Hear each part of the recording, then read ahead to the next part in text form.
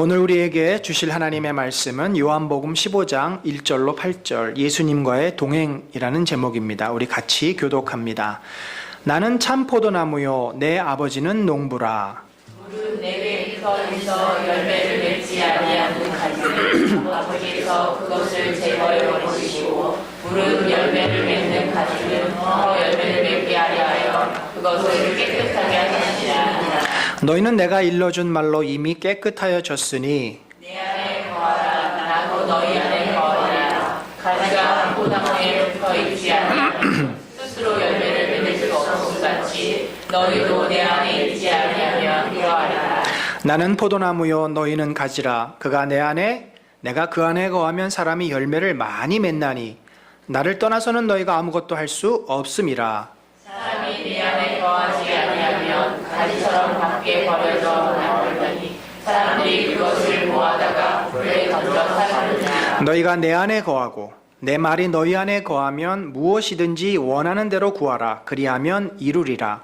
너희가 열매를 많이 맺으면 내 아버지께서 영광을 받으실 것이요 너희는 내 제자가 되리라. 아멘.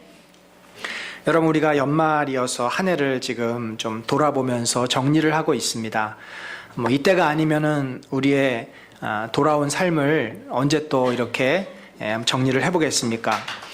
특별히 지난주에 제가 우리의 삶이 정체되어 있는 것, 특별히 신앙생활이 정체되어 있는 것은 큰 문제일 수 있다고 말씀을 드렸습니다. 우리의 삶은 좋은 방향으로 변화가 되어야 되고 성장해야 되는데, 특별히 그 변화가 어디서 이루어지냐면은 우리의 마음속에서, 우리의 영혼의 자리요, 우리의 생명이 있는 그 마음에서 우리가 변화가 된다고 말씀을 드렸습니다. 그러면 도대체 이 마음이 어떻게 변하느냐? 어떻게 해야 이 마음이 변할 수 있느냐? 여러분, 사람 마음 바뀌는 것이 얼마나 어렵습니까? 가축은, 소 같은 큰 짐승은 매를 때려서라도 먹이를 줘서라도 그렇게 데리고 올 수 있는데, 사람은 참 그 마음을 바꾸는 것이, 겉으로는 해요. 내 속마음을 바꾸는 것은, 진심을 얻는 것은 가장 어려운 일입니다. 나도 내 마음을 바꾸기가 어려운데 상대방 마음을 우리가 어떻게 바꿀 수 있겠습니까? 그런데 오늘 우리가 이 내 마음을 변화시킬 수 있는 그러한 방법을 오늘 요한복음 15장 포도나무 비유에서 찾아보기를 원하는 거죠. 사실 여러분, 변화가 있으려면요, 뭐가 필요합니까? 에너지가 있어야 돼요. 힘이 있어야 됩니다. 움직이기 위해서는 뭐든지 동력이라는 것이 있어야 돼요. 소위 우리가 그것을 열정이라고 이야기합니다. 지금 베트남이 난리가 났죠. 우리 박항서 감독 때문에 베트남에 이 사람들의 그냥 그 축구 때문에 온 국민이 이 뭔가 할 수 있다라고 하는 자신감이 충만해요. 그 열정들이 대단해요. 그 열정 때문에 사람들이 뭔가를 하는 겁니다. 근데 우리가 생각을 갖는다고 해서 내가 의지력을 가지고 그 열정을 불러일으킨다는 것은 너무 어렵습니다. 사실 이 열정은 바로 하나님께서 주시는 겁니다. 성령께서 우리에게 주시는 거예요. 우리가 누군가를 사랑하고자 하는 마음, 어디서 옵니까? 예수님의 사랑에서 오죠. 내 죄와 싸워서 자신을 거룩한 모습으로 변화시키려고 하는 그 거룩한 열망, 이게 어디서 오냐는 거죠. 우리 안에는 사실은 없습니다. 하나님의 뜻을 이루려고 하는 간절한 열망들, 이 뜨거운 마음은 바로 성령께서 우리에게 주셔서 우리가 기도도 하게 하고 우리가 말씀도 붙잡게 하고 우리가 어떻게든지 좀 하나님 말씀대로 지켜보려고 실천해 보려고 애를 쓰는 거 아니겠습니까? 성령께서 주시는 이 거룩한 열망, 변화의 마음, 그것은 바로 내 안에 마음에 성령이 활동하실 때, 성령이 말씀하실 때 이루어진다는 거죠. 여러분, 그런 면에서 오늘 포도나무 비유를 잘 보면요, 아주 단순한 내용이에요. 아니, 이거는 정말 초등학교 아이도 알 수 있을 만큼 열매가 어떻게 맺어지는지 아냐? 열매는 포도나무의 가지가 포도나무에서 뚝 부러져 가지고 잘라지지 않고 포도나무에 잘 붙어 있으면 열매를 맺는다. 이 얼마나 단순하고 자연스러운 이치입니까? 바로 이 이치를 가지고 우리가 변화라고 하는 엄청난 이 축복의 자리로 성경은 지금 인도하고 있는 거죠. 우리는 뭔가 변화하려면 엄청난 노력을 해야 하고 작심을 해야 하고 많은 에너지가 들어간다고 생각할지 모릅니다. 그런데 성경은 의외로 간단하고 단순하고 명백한 이야기를 하는데 바로 포도나무에 가지가 붙어 있기만 하면 된다는 거죠. 그것을 오늘 본문에서는 거한다라는 단어로 설명을 해요. 우리가 이 거한다는 단어를 중심으로 정말 열매 맺는 삶, 변화된 삶이 무엇인지를 어떻게 그렇게 할 수 있는지를 함께 은혜 받기를 원합니다. 여러분 본문은요. 포도나무를 누구라 그랬어요? 나는 예수 그리스도가 참 포도나무다. 그러면 하나님은 누구예요? 농부다. 그 포도나무를 심으신 분이에요. 그리고 우리는 포도나무에 붙어있는 가지라고 말을 합니다. 여러분 이 포도나무 가지가 막 붙어있는데 예수님이 중심에 이 큰 줄기고 가지가 막 붙어있는 그 나무를 상상해 보십시다. 그러면 그 나무가 뭐처럼 보입니까? 바로 교회가 되는 거죠. 교회의 머리시고 교회의 중심이신 예수 그리스도를 믿음으로 고백하는 성도들이 모인 것이 교회잖아요. 교회의 몸은 우리고 머리는 예수 그리스도입니다. 그러면 우리는요, 성도는 포도나무까지는 따로 존재할 수 없어요. 요즘 그 가난한 성도들이 너무나 많아집니다. 교회를 출석하지 않고 집에서 인터넷으로 예배드리고 나 혼자 신앙인. 요즘은 뭐든지 혼밥, 혼술, 혼자서 하는 것들이 사람들이 그게 편하다, 그게 좋다라고 생각을 해서 신앙생활도 혼자 하려고 하는데 성도는요, 부르심을 받은 자들의 모임이 성도고 부르심을 받은 자들의 성도고 그 부르심을 받은 자들의 모임이 교회예요. 우리가 구원을 받고 신앙을 갖는 것이 1대1 하나님과 나의 관계고 예수님과의 관계지만 이 땅에서 우리가 신앙생활하는 것은 반드시 교회 안에서 신앙생활을 하도록 포도나무 가지에 붙어있도록 주님이 말씀하시는 거예요. 그래야 우리가 열매도 맺을 수 있고 그래야 우리가 제자가 될 수 있고 그래야 하나님께 영광이 돌아간다는 거죠. 그런 의미에서 우리가 건강한 교회에 속해 있다는 것은 참 축복입니다. 저는 최근에 또 최근뿐만 아니라 계속해서 교회 안에 성도들이 은혜를 받지 못하고 맞이 못해서 교회를 출석하는 분들을 봅니다. 교회도 생명체인데 하나님의 은혜가 임하고 축복이 임하고 성도들이 은혜를 받고 막 그런 때가 있는가 하면 교회가 이상한 방향으로 흘러가요. 교회 왜 그렇죠? 주인이 누가 돼서 그래요? 예수 그리스도가 교회의 주인이셔야 되는데 장로님들이 교회의 주인이 되고 목사님이 교회의 주인이 되고 영향력 있는 평신도가 교회 주인이 돼서 그 교회를 좌지우지하다 보니까 주의 은혜가 임하지 않는 것입니다. 저는 우리 은혜 나는 공동체가 정말 주 예수 그리스도가 머리시고 주님의 은혜가 있는 교회가 되기를 간절히 소망합니다. 그런 교회는요, 우리가 함께 만들어가는 거예요. 그런 교회가 어디에 딱 존재하는 게 아니라 언제든지 우리는 깨어서 기도하며 그런 교회가 되기를 갈망하며 만들어가는 겁니다. 생명체예요, 교회도.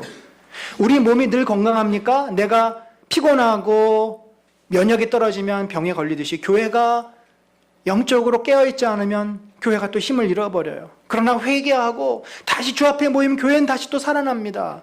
그래서 늘 교회는 주 예수 그리스도를 주라 시인하고 고백하고 서로 사랑하고 그거를 계속해서 할 때 교회는 건강한 교회로 세워집니다. 자, 이렇게 우리가 포도나무라 그랬는데 왜 포도나무를 하나님께서 이 땅에 심으셨을까요? 주께서 한 포도나무를 애굽에서 가져다가 열방을 쫓아내시고 이를 심으셨나이다. 바로 출애굽에서 이스라엘을 가나안 땅에 인도하신 것을 빗대어서 말을 합니다. 성경에서는 이스라엘 신약의 이름으로 말하면 교회를 포도나무라고 비유하는 내용이 상당히 많아요. 왜 하나님이 옮겨 심으셨죠? 오늘 그 답을 예수 그리스도께서 하시는 것입니다. 이 포도나무의 비유를 통해서 구약의 수많은 그 포도나무의 비유를 예수님이 이제 종결 짓는 거예요. 바로 포도나무가 열매를 맺도록 하기 위해서다. 그래서 하나님이 영광을 받으시고 우리 그 포도나무들이 제자가 되도록 하기 위해서 예수님이 하나님께서 예수님을 보내셨고 포도나무를 이 땅에 심으셨다는 거죠. 교회를 세우셨다라고 하는 것입니다. 여러분, 그러면 이 열매가 너무 중요하잖아요. 포도나무에서 열매 없는 포도나무는 뭐가 됩니까? 불쏘시개밖에 되지 않아요. 그냥 길바닥에 버려져야 될 것들이에요. 우리가 예수를 믿었는데 삶의 열매가 없다. 그 신앙의 진정성을 우리는 의심하지 않을 수 없다라는 것입니다. 구원이 과연 그에게 있는지 우리는 알 수 없는 겁니다. 그러면 이 열매가 무엇인가? 열매라고 하는 것은 몇 가지로 생각해 볼 수 있는데, 종합적으로 말하면 우리가 예수 믿고 회개하고 나서 경험하게 된 어떤 변화들이에요. 회개에 합당한 열매를 맺어라. 그것이 마음에서부터 이제 변화가 일어나죠. 그럼 우리가 행동을 바꾸지 않습니까? 그전에는 내가 하고 싶은 대로 살았는데 이제는 하나님의 뜻이 뭔지를 고민하기 시작해요. 그전에는 내가 가고 싶은 데 다 갔고 내가 하고 싶은 거 마음대로 했는데 이제는 여기는 가면은 안 되는 곳이야. 이것은 하면 안 되는 곳이야. 스스로 절제하고 구별하고, 그러면서 예수를 믿고 성령 안에 있는 사람이 맺는 성령의 열매를 말하는데, 오직 성령의 열매는 사랑과 희락과 화평과 오래 참음과 자비와 양선과 충성과 온유와 절제니. 여러분, 우리가 신앙생활하는 사람 가운데요, 까칠한 사람들 많습니다. 성격 예민하고 고집세고 자기밖에 모르고. 그런데 그런 분들이 예수 그리스도를 믿고 은혜 가운데 살면서 바뀌어요. 어떻게 바뀝니까? 자비가 많은 사람. 그전엔 내 거밖에 생각 못했는데 남의 것을 항상 남에게 배려하는 사람. 또 누군가가 나에게 싫은 소리 한마디 하면 나는 싫은 소리 10마디를 했었는데, 그런데 성령이 내 안에서 나를 변화시키니까 그런 사람들을 오래 참아주는 사람으로 바뀐다는 거죠. 내 성질은 바뀌지 않아도 성품이 바뀌는 겁니다. 내 인격이 그렇게 열매로 변화되는 거죠. 에베소서에서는 빛의 열매가 모든 선함, 이 착함이라고 하는데, 이것은 아가소스라 그래서 온전한 모습, 또 의로움, 진실함, 바로 예수 그리스도의 모습입니다. 이렇게 우리가 예수를 믿고서 은혜를 받고 주님 안에 살면은 변화가 되는데, 그것이 열매라는 거예요. 물론 전도의 열매도 있습니다. 에베네도에게 문안하라. 저는 아시아에서 그리스도에게 처음 익은 열매니라. 아시아라고 하는 지역에서 예수를 믿은 첫 번째 열매다. 전도의 열매도 열매로 표현을 합니다만, 우리가 오늘 이 요한복음, 요한 특별히 15장에서 문맥 속에서 이 열매를 쭉 따라 내려가면 9절 이하에 이렇게 돼 있어요. 아버지께서 나를 사랑하신 것 같이 나도 너희를 사랑하였으니 나의 사랑 안에 거하라. 여러분, 예수님이 이 1절에서 8절에 보면은 내 안에 거하라. 그러면 너희가 열매를 맺을 것이다 라고 말하는데, 내 안에라는 게 뭐냐면 나의 사랑 안에, 내 안에 거하면 너희가 내 사랑을 경험한다는 거예요. 사랑 안에 거함으로써 우리가 사랑의 열매를 맺게 될 것이라는 것입니다. 여러분, 사랑이라고 하는 것은 모든 덕목 가운데 가장 최고의 덕목이에요. 사랑은 모든 허물을 덮느니라. 믿음과 소망과 사랑이 있는데 그 중에 제일은 사랑이다. 결국 우리가 그 예수 그리스도께서 우리 자신을 우리에게 주신 것처럼 그렇게 우리를 사랑하셨는데, 우리도 그 사랑을 깨달아 서로 사랑하고 사랑하는 인격으로 변화되는 것이 바로 성경의 초지일관된, 예수 그리스도의 복음서의 초지일관된 가르침이고, 특별히 요한복음에서는 이 부분을 아주 강력하게, 요한복음 13장에 내가 너희를 사랑한 것처럼 너희가 서로 사랑하라, 마지막 새 계명을 주셨고, 그 계명이 15장에 또 나오고, 포도나무 비유를 통해서 어떻게 너희가 이렇게 사랑하는 사람으로 변화될 수 있는지를 말씀하고 있는 겁니다. 여러분, 이 열매, 이 1절에서 8절까지 무려 7, 8번이나 나온 이 열매, 아주 중요한데 어떻게 맺을까요? 본문은 아까 제가 말씀드린 것처럼 거하다라는 단어를 통해서 이 열매가 우리에게 맺어질 수 있음을 말합니다. 이 거하다, 이 어바이드라고 하는 것은 딱 붙어 있다라는 말이잖아요. 자, 포도나무 보세요. 나무 가지가 이렇게 꺾어지를 해서 다 접붙였는데 접붙이는 게 잘 안 돼가지고 틈이 벌어진 거예요. 우리 지난번에 박수옥 권사님 1차 그 뼈 골절되신데 수술을 했는데, 이제 본인이 말씀하시기를 개가 병에 걸려서 축 늘어져가지고 그 개를 이렇게 드셨대요. 무거운 개를. 거의 한 20kg 나가는 게 큰 개잖아요. 그러니까 뼈가 그래서 그런지 이게 좀 틈이 벌어진 겁니다. 틈이 벌어지면 어떻게 되죠? 괴사가 일어나요.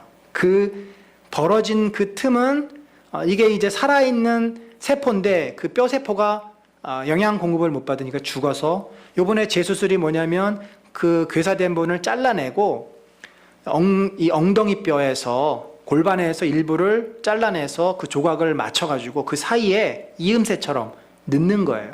사실은 첫 수술은 한 면만 붙으면 되지만 요번 수술은 두 면이 붙어야 되는 거죠. 그 사이에 이음새가. 그러니까 복잡해진 건데 감사하게도 제가 월요일 날 통화를 했는데 권사님하고 그날 이제 엑스레이 찍고 아마 검진 수술 후에 검진하시면 잘 붙어서 지금 굉장히 그 상태가 좋으시다고 합니다. 감사한 일이죠. 이렇게 포도나무에 가지가 완전히 붙어 있어야만 서로 생명이 주고받고 그 수액을 받아서 열매를 맺을 수 있는데 이 어바이드라고 하는 그렇게 딱 달라붙어 있다라는 말이에요. 근데 이것을 예수님이 이제 우리에게 적용할 때는 바로 우리와 함께 사신다, 가족이 된다는 의미로 이해할 수 있습니다. 예수님이 이렇게 내 안에 거하라, 나도 너희 안에 거하리라. 내 안에 살아라, 나도 너희 안에 살겠다라는 말씀이죠.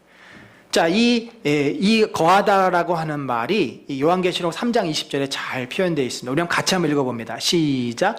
볼지어다 내가 문 밖에 서서 두드리노니 누구든지 내 음성을 듣고 문을 열면 내가 그에게로 들어가 그와 더불어 먹고 그는 나와 더불어 먹으리라. 이게 뭐예요? 이게 지금 가족이에요, 가족. 같이 밥 먹고 같이 자고 가족이 된다는 겁니다. 예수님이 그전에는 나와 상관이 없는 그런 분이셨는데 내가 예수를 믿고 예수님을 내 마음에 영접했어요. 그 다음부터는 어떻게 하겠다는 거예요? 예수님이 내 안에 들어오셔 나와 같이 생활하겠다는 겁니다. 여러분, 우리가 결혼을 생각해 보면 알죠. 서로 생판 모르던 남녀가 어떤 그 과정을 통해서 우연히 아니면 소개로 둘이서 마음을 열고 평생 같이 살기로 결심하고 혼약한 것이 이제 결혼 아닙니까? 그럼 그때부터 신혼 첫날부터 이제 같이 밥 먹고 같이 자고 같이 생활을 공유하는 거예요. 식구가 된 거, 가족이 된 거잖아요. 모든 것을 공유하는 관계가 된 겁니다. 바울은 예수 그리스도를 신랑으로 교회를 신부라고 묘사를 합니다. 그러니까 우리가 예수 그리스도를 영접한 뒤에 우리는 주님과 함께 동고동락을 하기 시작했다라는 거죠. 그런데도 만약에 내가 예수 그리스도가 내 안에 계심에도 불구하고 내가 예수 그리스도에게 눈길 한번 주지 않는다면 그거는 가족이 아니라 뭐가 됩니까? 하숙생이 되고 동거인이 되는 거예요. 사실은 이미 내 안에 성령께서 계시는데 우리가 예수 그리스도의 그 성령 예수의 영에게 눈길을 주지 않아서 그분이 살아계신지 그분이 어디 계신지 놓칠 때가 너무나 많습니다. 정말 이제 예수님은 그 만왕의 왕이신 예수님이 어떻게 나한테 들어오셨는지 어떻게 나랑 같이 살게 되셨는지 우리가 상상이 안 가지 않습니까? 여러분이 예수님과 함께 사는 이 기쁨, 이 갈망을 저는 다윗에게서 정말 잘 볼 수 있다고 봅니다. 저는 저와 여러분이 이런 마음을 좀 품기를 원하는데 이렇게 예수님과 같이 살고 싶은 마음. 여러분 누구랑 같이 살고 싶으세요? 요즘은 다 귀찮아가지고 나 혼자 살겠다고 하는 사람들이 많아요. 나 혼자 사는. 근데 나 혼자 사는 게 좋은 게 아니에요. 나 혼자 살다가 외로우니까 이제 동물들을 또 데리고 살지 않습니까? 사실 우리는 사랑하는 사람과 같이 살 때 가장 행복한 겁니다. 내가 사랑할 수 있는 사람, 사랑을 받을 수 있는 사람. 가족끼리 서로 사랑하면서 그렇게 살려고 하지만 서로 부족하다 보니까 사랑을 줘야 되는데 상처를 줘요. 그러니까 힘들어, 가족하고 사는 게. 그렇지만 그래도 또 그 상처를 잘 극복을 하면 그 속에서 변화가 일어나고 더 귀한 관계로 발전이 되는 거 아닙니까? 그것이 결혼의 축복이고 결혼의 성장이에요. 그럼 우리가 예수 그리스도를 그렇게 함께 한다는 것이 너무나 우리에겐 소중하고 복되고 영광스러운 일인데 몰라요, 그거를. 오히려 내 마음대로 살고 싶은 아이들이 엄마 아빠랑 살면은 잔소리한다, 간섭한다고만 생각하지 그 엄마 아빠의 사랑을 너무 당연시 생각하고 깨닫지 못했던 것처럼 예수님이 내 안에 들어오셔서 나랑 같이 산다는 것을 부담스럽게 생각한다는 말이죠. 얼마나 이 참 어처구니 없는 일입니까? 왜 예수님이 부담스럽습니까? 우리를 너무나 사랑하시는 분인데. 다윗은요, 이 구약에 이 거하다라고 하는 단어가 구약에서는 몇 가지로 두 가지로 쓰는데 그 중에 하나가 이 야샵이라는 단어예요. 영어로는 dwell이라는 단어로 번역이 됩니다. 주의 장막에 거한다, 그런 표현이 있어요. 근데 그 다윗은 사실 왕이잖아요. 자기는 제사장이 아니에요. 그래서 성전에 들어갈 수가 없어요. 그냥 기도하러 들어가거나 제사의 한 멤버로서 들어가지 제사를 집전하거나 성전을 섬기러 들어갈 수는 없습니다. 근데 다윗이 누구를 부러워하냐면 성전 문지기를 부러워해요. 그 마음이 뭘까요? 그 위치가 높아서 부러워합니까? 다윗이 부러워하는 것은 늘 여호와와 함께 할 수 있는 그 축복을 부러워하는 거예요. 다윗이 뭐라 그럽니까? 만군의 여호와여, 주의 장막이 어찌 그리 사랑스러운지요. 이 당시엔 솔로몬의 성전이 완성이 안 됐을 때입니다. 주의 장막이래 봐야 텐트 조각이에요. 그게 무슨 자신의 왕궁보다 더 멋지겠습니까? 하나님을 향한 그의 마음이에요. 내 영혼이 여호와의 궁정을 사모하여 쇠약하며, 얼마나 내가 여호와의 궁전에 가고 싶고 거기서 주님 만나고 싶은지 너무 그렇게 막 생각하다가 마음이 상했다는 말이죠. 주의 집에 사는 자들은 복이 있나니, 이 집에 산다, 이 거한다는 말이죠. 주의 집에 거하는 자들은 복이 있다. 얼마나 복된지, 그들이 항상 주님을 찬송하고 주님의 은혜 가운데 있고 그들의 삶이 너무나 복되다라고 다윗이 부러워하고 있습니다. 또한 그 마음속에 나도 그렇게 하고 싶다는 소망이 있죠. 그러면서 10절에서 이 시편 84편의 백미라고 저는 생각합니다. 이 구절 하나에 다윗의 마음을 너무나 우리는 잘 이해할 수 있습니다. 주의 궁전에서의 한날이 다른 곳에서의 첫날보다 나은즉, 얼마나 그 주님과 함께하는 것이 복되면 다른 곳에서의 첫날보다 낫다고 하겠어요. 악인의 장막에 사는 것보다. 여기 다른 곳, 악인의 장막은요, 어마어마한 궁궐을 말하는 거예요. 거미줄 쳐 있는 그런 폐가를 말하는 게 아니라 어마어마한 궁궐에서 첫날 사는 것보다 내 하나님의 성전 문지기로 하루를 사는 게 차라리 낫다. 문지기가 뭐합니까? 성전 밖에서 지키는 것밖에 더해요. 그래도 좋다는 거죠. 그래도 주님의 곁에 있는 것이 너무 좋다는 거죠. 구약은 공간적으로 하나님의 임재하심을 이스라엘 백성에게 보여주었습니다. 법궤를 만들었고 성전을 지었고, 우리 신약 백성에게 이런 공간은 없습니다. 이것은 성령의 임재입니다. 교회 안에 임하시는 예수 그리스도, 내 안에 임하시는 성령, 우리가 예수 교회에 와서 예수 그리스도께 예배를 드리고 주님 만나고 싶은 그 열망, 그 열망이 바로 다윗의 열망인 거예요. 저는 그래서 이 거한다라는 단어를, 사실 산다, 같이 산다는 말을 우리들이 이제 기억하면 여러 감정이 생겨날 수 있어요. 정말 내가 사랑하는 사람이 있는 사람은 그 사람과 같이 살고 싶은 사람 막 마음이 애릴 거예요. 같이 못 살아서. 왜 이제 연애한 사람들은 그 마음 알지 않습니까?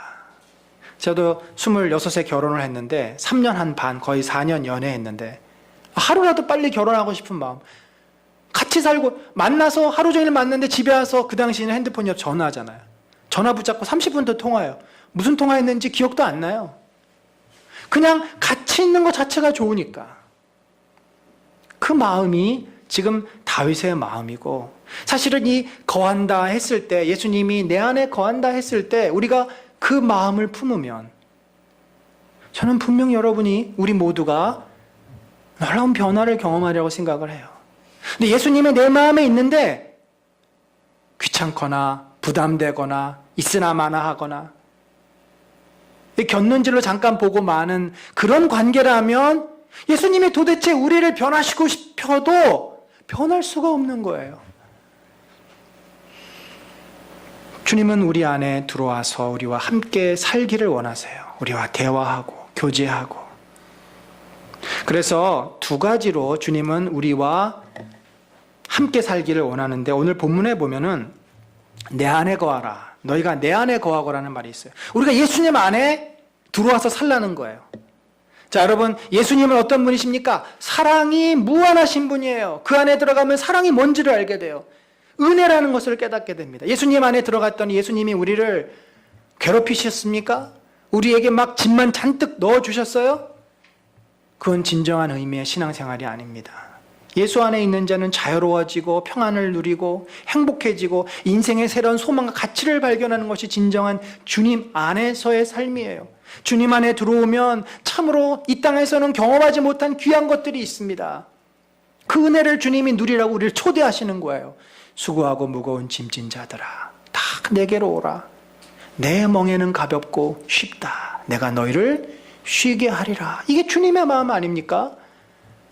그런데 이 주님의 마음, 주님 안에 들어가는 것을 어디서 경험해요? 바로 교회에서 경험할 수 있는데, 문제는 오늘날 교회가 아까도 제가 말씀드렸지만 주 예수 그리스도께서 주인이셔야만 이 경험을 할 수 있는데, 사람들이 자꾸 주인 노릇 하려다 보니까 교회가 쪼개지고 갈등이 생기고 엉뚱한 소리하고 자꾸 문제가 생기는 겁니다. 뭐 높아져서 뭐 하겠다고. 여러분, 우리가 교회가 건강해지는 건 정말 저는 중요하다고 생각하고, 우리 자신을 위해서, 이 나라, 이 민족을 위해서 건강한 한 교회가 있으면 그 건강한 교회에서 정말 믿음 생활 잘하고 힘을 얻는 자들이 그 사회를 바꾸는 겁니다. 변화시키는 거예요. 항상 영적인 운동은 몇 사람의 소수를 통해서 일어났어요.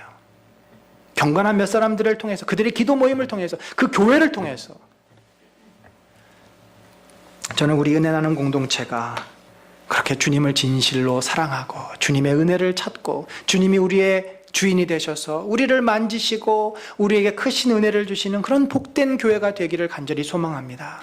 그 열망이 우리 가운데 있을 때 주께서 우리 위에 역사하실 것입니다. 우리가 뭘 어떻게 할 수 있는 것은 없어요. 그러나 그 거룩한 열망을 품으면 주님이 우리 안에 그 일을 하신다는 거죠. 그런 복된 은혜가 저와 여러분 안에 있기를 간절히 축원합니다. 두 번째로, 너희가 내 안에 거하고 또 예수 그리스도도 우리 안에 거하신다고 말씀해요. 나도 너희 안에 거하리라. 특별히 어떻게 거하냐면 내 말이 너희 안에 거한다는 거예요. 내 말이. 여러분, 이 교회는요, 특별히 성령을 중심으로 우리가 신앙생활 하는데, 우리 안에 예수님이 어떻게 거하세요? 바로 성령으로 거하세요. 그런데 여러분, 내 안에 성령님이 계신다는 것을 느끼십니까? 확신을 하십니까? 우리가 그걸 느낄 때가 있어요. 언제냐면 은혜를 받을 때 막 예배 드리다가 마음에 막 감동이 와요. 기도하다가 어떤 은혜를 받아요. 찬양하다가 감동을 경험해요. 영적인 어떤 감동이나 감정적인 그런 터치를 경험했을 때 성령이 내 안에 계시다는 것을 우리가 확신을 합니다. 그런데 대부분은 성령님이 계신 건지 안 계신 건지, 나한테 은혜가 있는 건지 없는 건지를 잘 몰라요. 내 마음에 어떤 변화가 있을 때는 평안해진다든지 기뻐진다든지 마음에 이렇게 좀 회복을 경험한, 이럴 때는 성령이 내 안에 계심을 우리가 아는데, 그러한 것이 없을 때 도대체 예수 그리스도가 어디 계시다는 말인가? 그런데 성령은 말씀을 통해서 우리 안에 역사하고 있음을 여러분 기억하셔야 됩니다. 내가 설교 말씀을 듣다가 그 말씀이 내 마음에 확 와닿는 거예요. 또 성경 말씀을 묵상하다가 그 말씀이 나에게 확 와닿습니다. 내 마음에 하나님 말씀으로 받아들여질 때 그 순간 성령께서 우리에게 말씀하시는 거예요. 성령이 우리에게 깨닫게 하시는 겁니다. 바울은 로마서에 우리가 하나님을 아버지라고 부를 수 있는 것은, 고백할 수 있는 것은 바로 성령께서 그 마음을 주셨기 때문이라고 말을 합니다. 여러분, 그래서 우리가 기도하면서도요, 기도하면서 그 말씀이 내 안에 떠올라요. 그게 성령이 주시는 음성이죠. 또 말씀을 묵상하다가 강하게 깨달을 때 그것은 성령이 또 우리에게 주시는 음성입니다. 바로 예수 그리스도는 우리 안에서 이 말씀을 통해서 우리와 교제하기를 원하세요. 말씀을 통해서 우리를 위로하시기도 하고, 우리를 격려하시기도 하고, 우리를 도전하시기도 하고, 우리를 깨닫게 하시기도 한다는 거죠. 바로 그 말씀이 내 안에 들어올 때 우리는 주님과 함께 사는 것이죠. 눈에 보이는 것에 익숙해 있는 우리이기 때문에 눈에 보이지 않는 주님과 함께 산다는 것이 참 낯설고 쉽지 않습니다. 그래서 우리가 무엇을 해야 되냐면, 또 눈을 감고 그 주님이 나와 함께 하시는 것을 경험하는 그런 시간이 필요한데, 저는 이것을 영성 기도라고 보통 이야기를 합니다. 우리가 설교를 들으면서 말씀을 묵상하면서도 그런 주님의 임재를 경험하지만, 특별히 내가 모든 생각을 멈추고 내 어떤 세상 사람들의 소리를 멈추고 내가 주님 앞에 이렇게 혼자 서서 주님을 만나는 그 시간, 그런 기도의 시간을 통해 우리는 성령께서 내 안에 계시는구나, 성령께서 나에게 이렇게 말씀하시는구나 라는 것을 깨달을 수 있다는 거죠.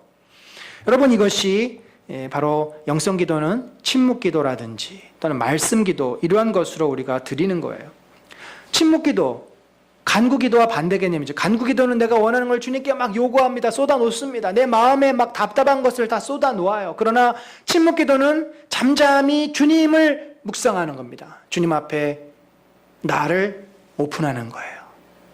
말씀 기도는 주님이 주신 말씀을 붙잡고 기도하는 거예요. 내 생각으로 기도하지 않습니다. 주님이 주신 말씀으로 기도하다 보면 여러 우리가 성령의 일하심을 경험하는데, 때로는 내 자신의 못 보던 모습을 딱 보게 돼요. 내가 이렇게 살았구나. 내가 이런 모습이 있었구나. 때로는 우리 안에 새로운 열망을 주시기도 합니다. 내가 이렇게 해야 되는구나. 이렇게 내가 살아야 되는구나. 주님께서 우리를 정화시켜 주시고 우리를 만지시고, 그래서 주님 앞에 열린 마음으로 기도하다 보면요, 어떤 변화가 일어나냐면 내 마음이 어두워졌던 내 마음이 밝아지는 그런 경험을 합니다. 왠지 모르지만 마음이 편안해져요.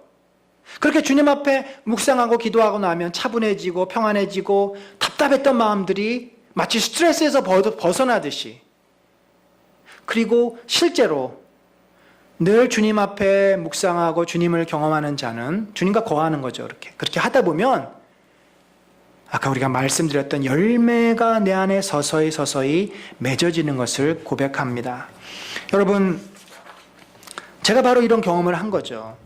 저도 누구 얘기 듣기 싫어하고 명백한 논리와 근거가 없으면 그걸 받아들이지 않으려고 했던 사람입니다.